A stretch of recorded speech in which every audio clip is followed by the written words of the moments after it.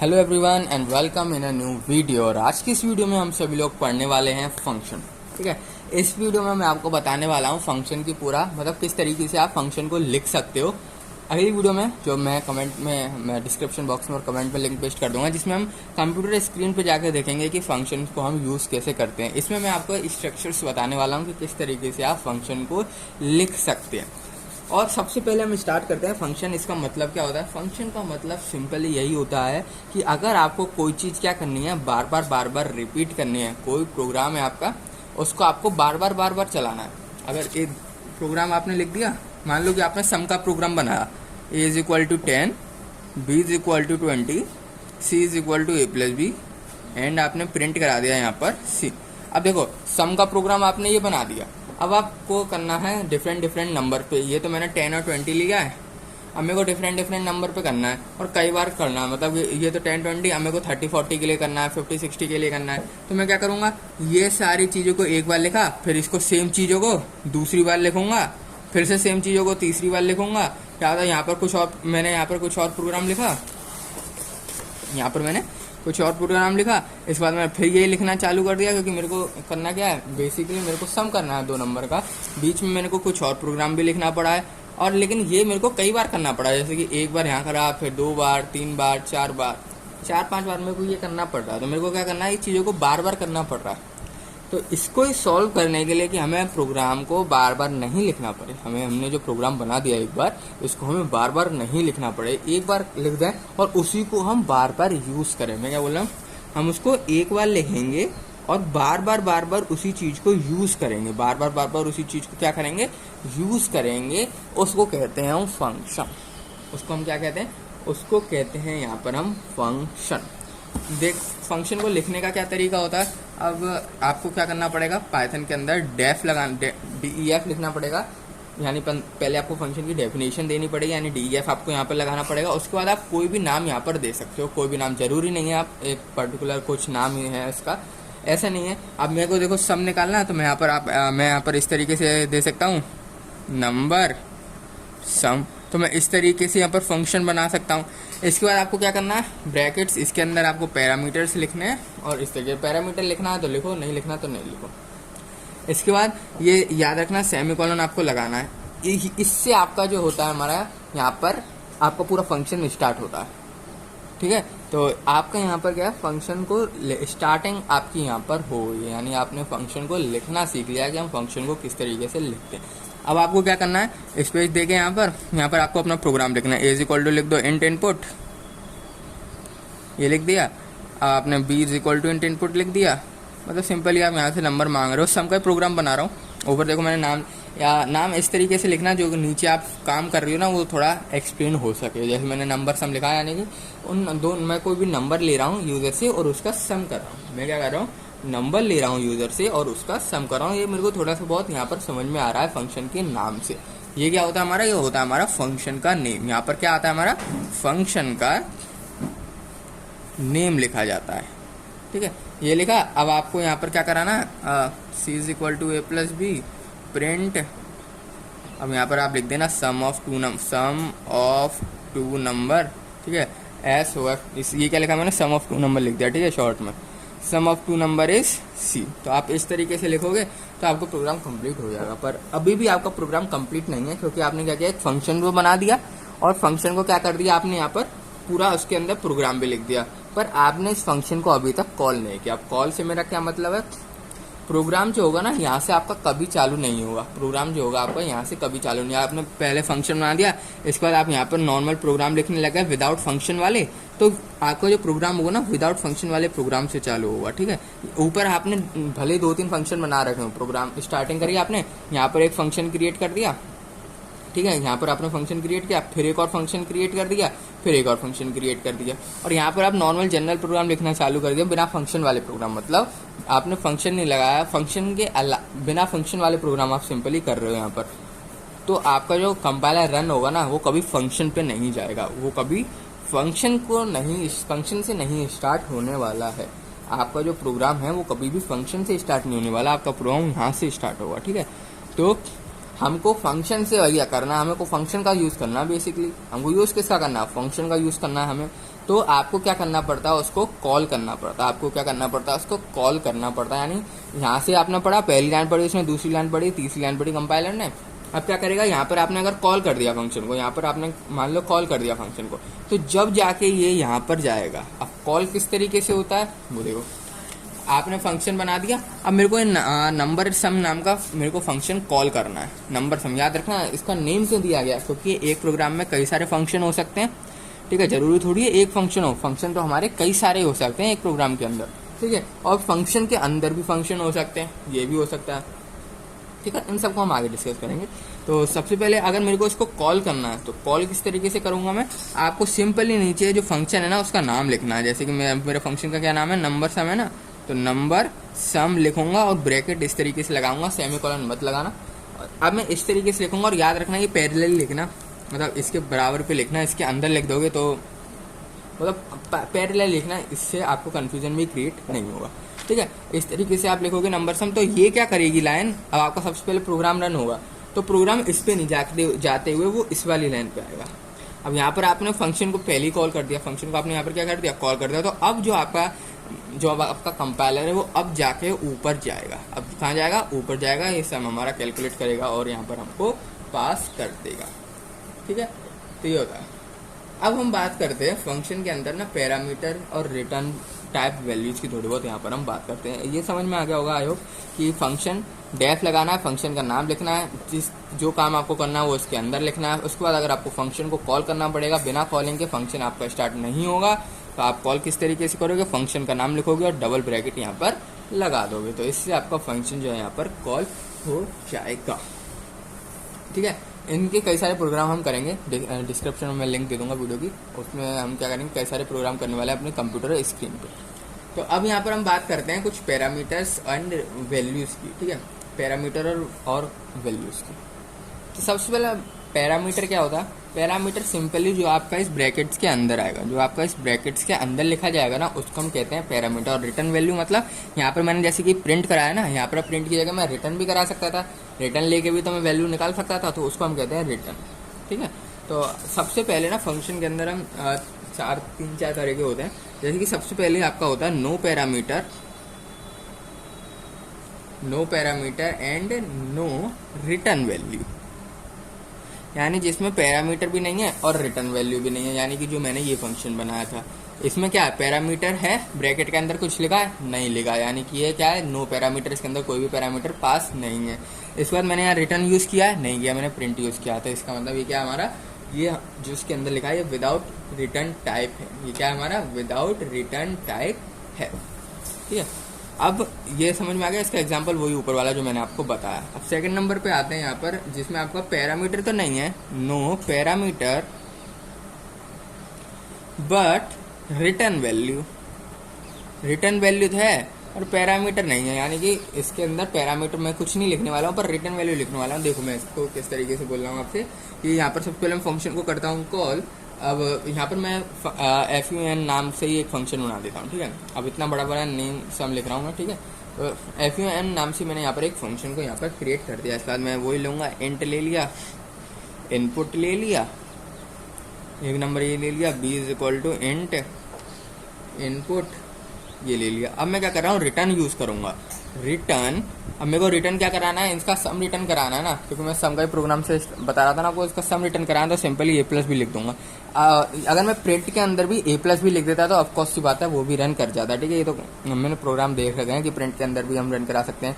इस लाइन ये is equal to A plus B line लिखने की हमें ज़रूरत नहीं पड़ती। रिटर्न कराऊंगा मैं ए प्लस बी।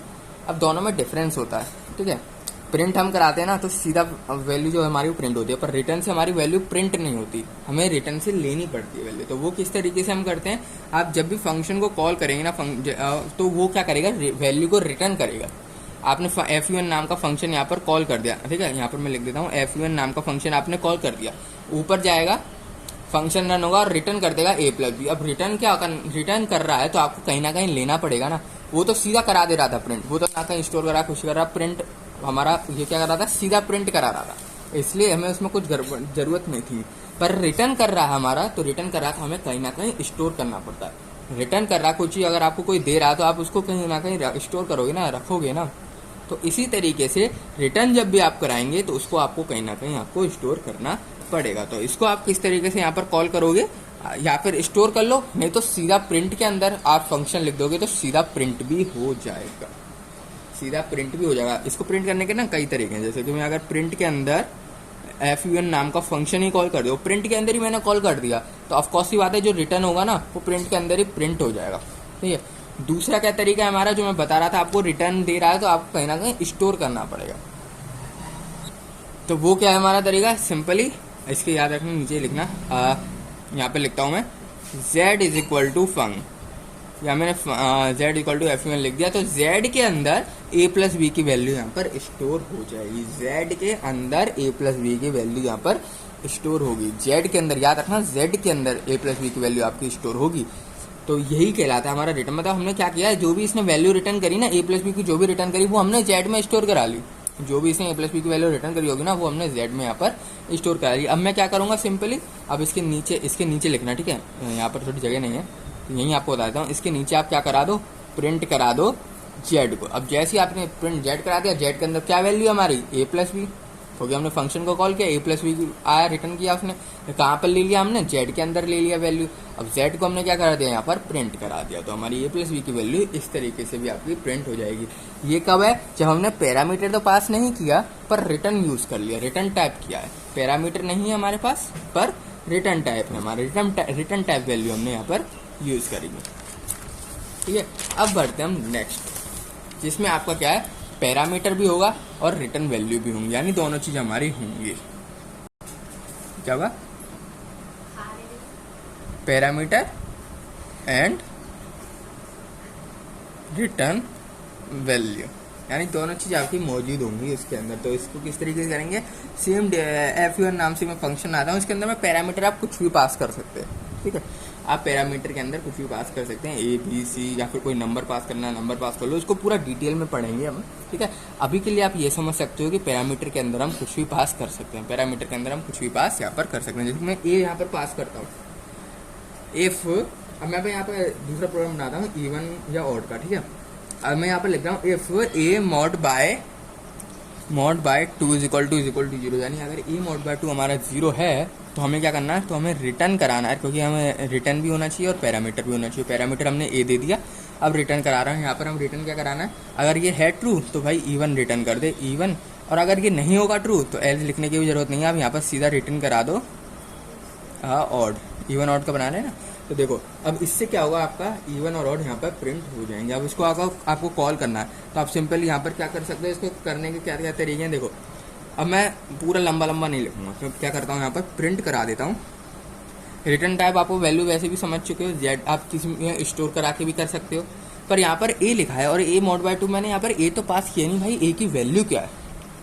तो क्या करूँगा, आप क्या कर सकते हो, 2-3 तरीके हैं। एक, या तो a को पहले डिफाइन कर दो, यहाँ पर a is equal to int input enter number, उसके बाद क्या कर दो, फंक्शन के अंदर a लिख दो। ठीक है, यहाँ पर आप वो कर सकते हो। तो मैं दूसरा तरीका आपको बता रहा हूँ, वो तो बहुत सिंपल तरीका है, वो भी आपको मैं यहाँ पर बता दूंगा। पहले आप दूसरा तरीका यहाँ पर समझो। प्रिंट के अंदर मैं फंक्शन को कॉल करूँगा, अगर आप प्रिंट के अंदर कॉल करते हो ना तो किसी में स्टोर कराने की जरूरत नहीं है, ये हमने पिछले वाले में देख लिया। अभी इसका जो सेकंड पॉइंट था उसमें हमने देख लिया कि अगर आप प्रिंट के अंदर लिखते हो तो रिटर्न वाली चीज़ को, तो उसको आपको क्या है, स्टोर कराने की जरूरत नहीं है। तो इसलिए मैं प्रिंट के अंदर लिखता हूँ। अब मेरे को क्या है, a की वैल्यू देनी है, तो फंक्शन के अंदर मैं लिख दूंगा int input enter a number, या फिर enter number which you want to find that it is even और ऑड, जो आपको लिखना चाहे वो लिख दो। एंटर अ नंबर लिख देता हूँ मैं यहाँ पर, क्लोज करता हूँ ब्रैकेट याद से क्लोज करना, जितने ब्रैकेट ओपन है उतने क्लोज आपके होने चाहिए। अब क्या किया मैंने, जो हमारा 2-3 लाइन में बनता ना वो मैंने एक ही लाइन में लिख दिया प्रिंट के अंदर। प्रिंट से क्या होगा, हमें कहीं स्टोर कराने की जरूरत नहीं, फंक्शन को कॉल कर दिया, फंक्शन के अंदर हमने इसकी वैल्यू दे दी। इसका और क्या तरीका हो सकता है, देखो a इज इक्वल टू, अगर आपको ये लाइन नहीं लिखनी, ये लाइन आपको नहीं लिखनी, भाई ये मेरे को थोड़ी कंफ्यूजन हो रही है, मैं ये लाइन लिख रहा, वैसे इस लाइन में कुछ है नहीं, प्रिंट कराना, क्योंकि हम रिटर्न टाइप है, हमें या तो इसको कहीं स्टोर करा लो, नहीं तो प्रिंट के अंदर सीधा लिख दो। 2 ऑप्शन है, मैं प्रिंट के अंदर सीधा लिखता हूँ। मैंने प्रिंट के अंदर ही फंक्शन को कॉल कर दिया। अब मेरे को a तो हमने डिफाइन किया ही नहीं यहाँ पर, तो a को हमें डिफाइन करना पड़ेगा, तो a को मैंने मांग लिया यूजर से फंक्शन के अंदर। अब दूसरा तरीका देखो मैं कर क्या रहा हूँ, यहाँ से आपको ज़्यादा क्लियर होगा। मैं सबसे पहले इंट इनपुट लेके यूज़र से नंबर ले लूँगा, यूज़र से नंबर ले लिया। इसके बाद मैं क्या करने वाला हूँ यहाँ पर, यूज़र से नंबर लेने के बाद मैं फंक्शन को करूँगा यहाँ पर कॉल। देखो तो मैं इसको मान लो रिटर्न जो भी आएगा ना उसको मैं जेड में स्टोर कराना चाहता हूँ, ठीक है। मैं प्रिंट के अंदर ही नहीं लिख रहा, मैं इतना कन्फ्यूजन नहीं क्रिएट करना चाहता। मैं भाई 3 लाइन लिख दूंगा लेकिन कन्फ्यूजन क्रिएट नहीं करूँगा। तो z इज इक्वल टू लिखोगे, फंक्शन को कॉल करोगे, इतना तो मैंने उसमें भी किया था, पर आपने यहाँ पर कॉल किया, उसमें पैरामीटर है तो याद रखना इसके अंदर भी पैरामीटर होना चाहिए। जो पैरामीटर उसमें होगा वही पैरामीटर, मतलब वही मतलब जो अगर इसमें एक पैरामीटर, यहाँ देखो एक ही वर्ड लिखा है ना ए, तो यहाँ पर भी एक ही पैरामीटर होना चाहिए। ये नहीं कि आपने यहाँ पर देखो फंक्शन लिख दिया ए कॉमा बी और यहाँ पर आप जब कॉल, यहाँ पर आपने प्रोग्राम लिखा और यहाँ पर आप कॉल कर रहे हो, उसको फंक को कॉल कर रहे हो और यहाँ खाली आपने लिख दिया सी, ठीक है। या फिर आपने यहाँ पर लिख दिया 10, ए की वैल्यू मान लो आपने 10 लिख दी और बी की वैल्यू कुछ लिखी नहीं, इस तरीके से आपने कॉल कर दिया। आपने क्या लिख दिया यहाँ पर सिंपली 10 लिख दिया तो और ये कर दिया, तो ये क्या आ जाएगा, एरर आ जाएगा आपका, ठीक है। प्रोग्राम में क्या आ जाएगा आपका, एरर, क्योंकि आपने यहाँ तो एक पैरामीटर पास किया पर ऊपर आप उधर देखेंगे तो यहाँ पर 2 पैरामीटर हैं, ए और कॉमा बी। तो जितने आपके यहाँ पैरामीटर है ना उतने पैरामीटर आपके यहाँ आना चाहिए, नीचे वाली साइड, नहीं तो आपके प्रोग्राम में क्या आ जाएगी, एरर आ जाएगी। याद रखना दोनों पैरामीटर आपके मैच आउट होने चाहिए, 2 हैं तो नीचे भी 2, ऊपर 3 है तो नीचे भी 3, ऊपर 4 है तो नीचे भी 4 होने चाहिए। अब ऊपर ए था, मैं यहाँ पर क्या करूँगा, ए कर दिया मैंने, ए कर दिया मैंने। यहाँ पर दोनों वैल्यू सेम भी हो सकते हैं, जरूरी थोड़ी अलग हो, ठीक है। तो यहाँ पर मैंने क्या किया, is equals to int input. अब प्रोग्राम कहाँ से चलेगा ये बताओ, ये वाली लाइन नहीं लिख रहा है अभी, ठीक है, ये वाली लाइन नहीं लिख रहा है। अब बताओ, अब मैं इस तरीके से लिखता हूँ प्रिंट जेड, प्रोग्राम कहाँ से चालू होगा। ऑफकोर्स सी बात है, प्रोग्राम डेफिनेशन से कभी चालू नहीं होता है, सेमीकोलन लगाना मत बोलना, ठीक है। तो प्रोग्राम कभी डेफिनेशन से चालू नहीं, फंक्शन से चालू नहीं होता, प्रोग्राम चालू होगा आपका यहाँ से। तो एक ही वैल्यू उसमें यूजर ने दे दी, आपने क्या कर दिया, जेड में फंक यहाँ पर क्या करेगा, ये कॉल करेगा फंक्शन को, ये कॉल करेगा फंक्शन को, देखेगा सबसे पहले पैरामीटर मैच आउट है कि नहीं, दोनों में सेम पैरामीटर है कि नहीं। एक है तो यहाँ पर भी एक, यूपर 2 अगर पैरामीटर है तो नीचे भी 2 पैरामीटर होने चाहिए। पैरामीटर मैच आउट हो गए तो एक ही वो वैल्यू यहाँ पर पुट करेगा जो आपने यहाँ पर दी थी। एक वैल्यू हमने क्या दी थी, यूजर ने मान लो यहाँ पर 10 दे दी, तो 10 यहाँ पर कॉल होगी, एक ही वैल्यू हो जाएगी 10, यहाँ पर 10 मॉड बाय 2 होगा, ऑफकोर्स सी बात है वो हो जाएगा सॉल्व, 0 आएगा उसका रिमाइंडर। इवन पास होते ही यहाँ पर हमने क्या कर दिया, इवन जो वैल्यू होगी ना वो जेड में स्टोर हो रही है, देख रहे हो जेड में हो रही है, तो जेड में आपकी क्या वैल्यू आ गई, इवन वैल्यू आ गई। अब आपने क्या किया, जेड को यहाँ पर सिंपली प्रिंट करा दिया, जैसे आपने जेड को यहाँ पर प्रिंट करा दिया आपकी वैल्यू क्या प्रिंट हो जाएगी, इवन।